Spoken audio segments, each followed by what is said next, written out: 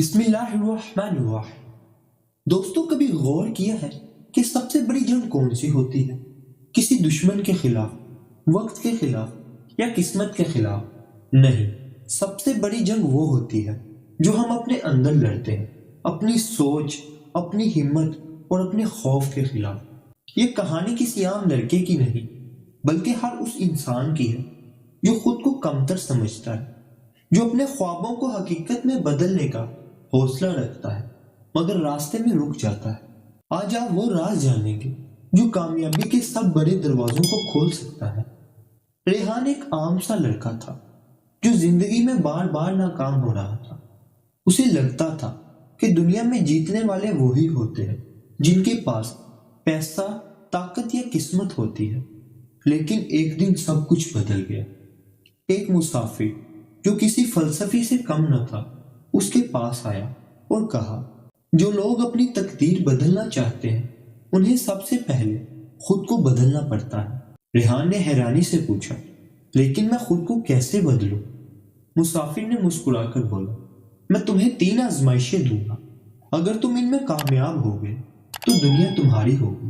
पहला इम्तिहान खौफ का साया। मुसाफिर ने रेहान को एक गहरे जंगल में भेजा और कहा, यहाँ जो तुम्हें सबसे ज्यादा डराएगा वही तुम्हारी सबसे बड़ी कमजोरी है। रेहान दिल ही दिल में कांप रहा था। हर सरसराहट, हर आहट उसे खौफ ज़दा कर रही थी। लेकिन जब वो गार में पहुंचा तो वहां कुछ नहीं था, सिर्फ उसका अपना अक्स। तब उसे एहसास हुआ कि सबसे बड़ा खौफ तो वो होता है जो हम अपने जहन में बना लेते हैं, हकीकत में नहीं। दूसरा इम्तिहान खामोश आवाजें। मुसाफिर उसे एक पुरहजूम बाजार में ले गया और कहा, यहाँ खड़े होकर अपनी कामयाबी का ऐलान करो। रेहान ने कांपते हुए कहा, मैं अपनी जिंदगी बदलने जा रहा हूँ।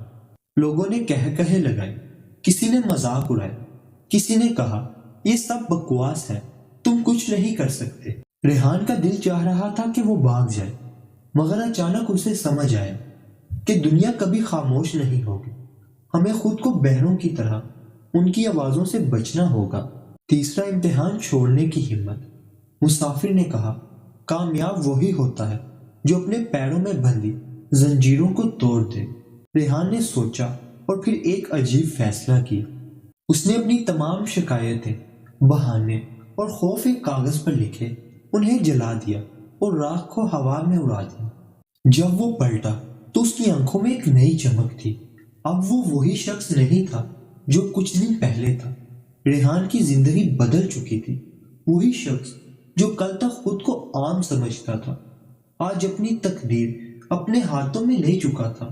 उसने अपने खौफ पर काबू पा लिया था, दूसरों की बेमायनी बातों को पसे पुष्ट डाल दिया था, अपनी कमजोरियों को ताकत में बदल लिया था।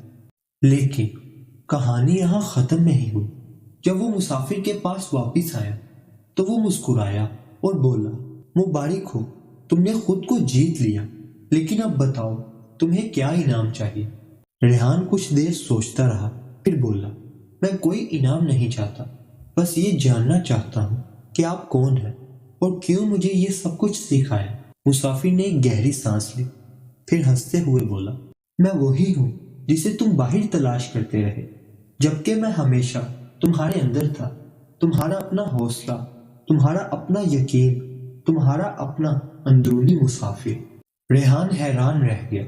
आज उसने सीख लिया था कि कभी कभी हमें किसी और की नहीं बल्कि अपनी ही आवाजें सुनने की जरूरत होती है।